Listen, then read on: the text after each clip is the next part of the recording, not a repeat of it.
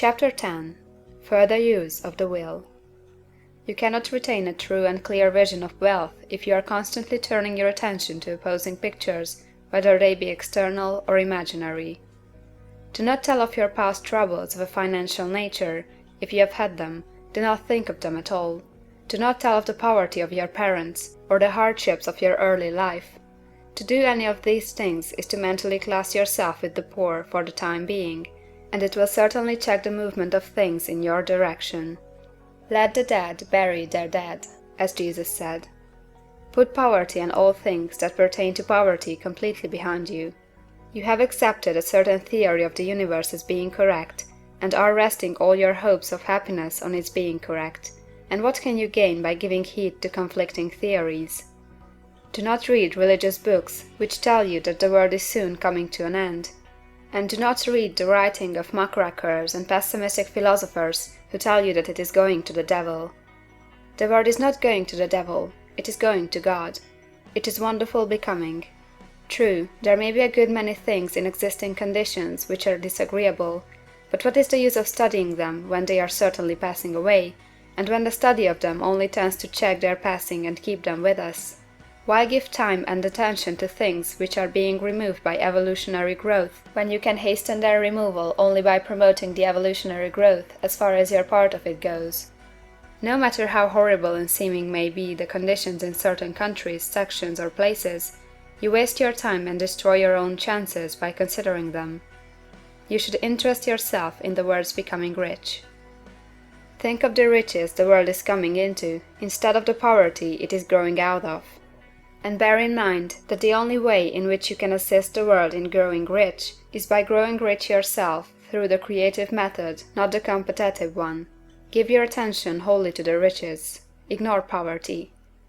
Whenever you think or speak of those who are poor, think and speak of them as those who are becoming rich, as those who are to be congratulated rather than pitied.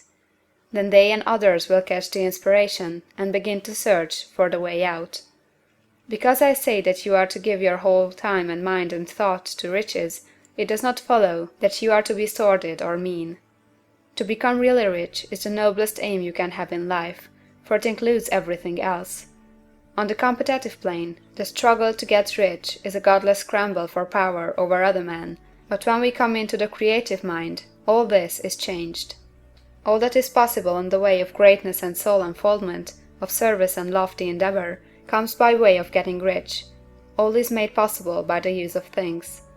If you lack for physical health, you will find that the attainment of it is conditional on your getting rich. Only those who are emancipated from financial worry and who have the means to live a carefree existence and follow hygienic practices can have and retain health.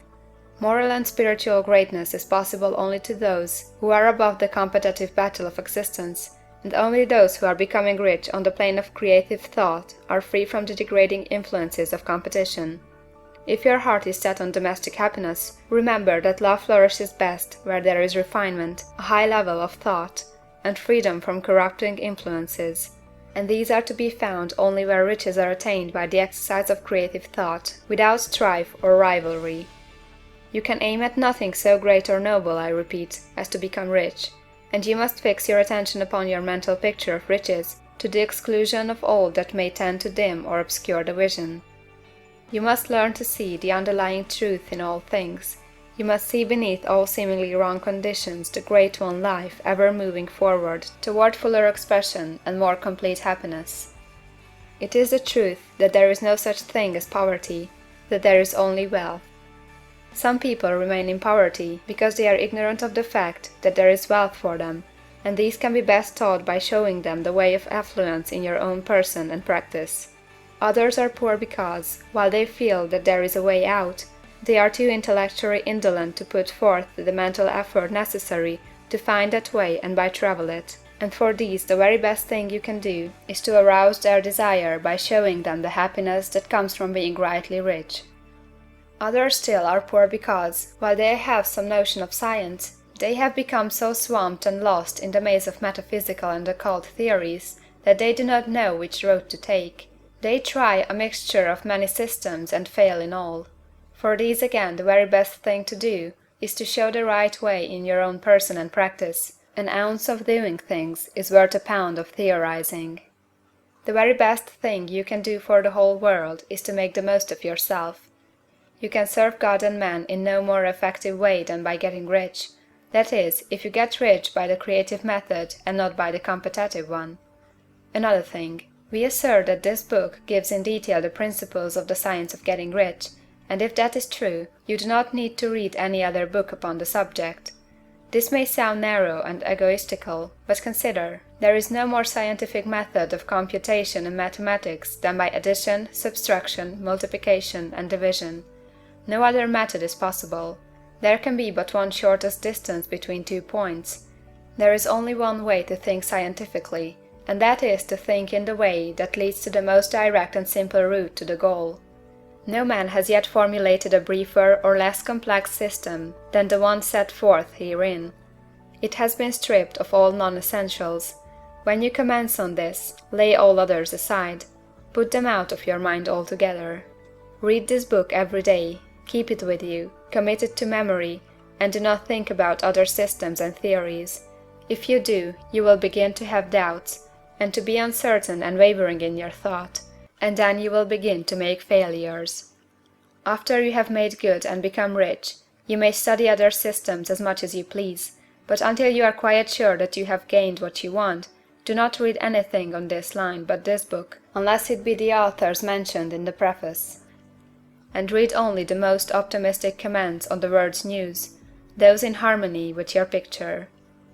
Also, postpone your investigations into the occult. Do not dabble in theosophy, spiritualism, or kindred studies.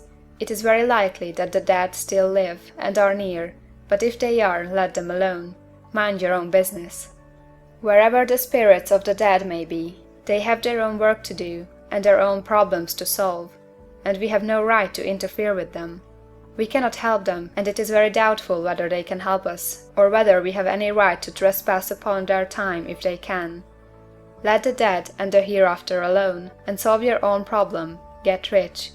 If you begin to mix with the occult, you will start mental cross-currents, which will surely bring your hopes to shipwreck. Now, this and the preceding chapters have brought us to the following statement of the basic facts.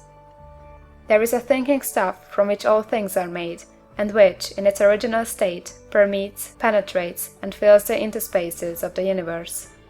A thought in this substance produces the thing that is imaged by the thought.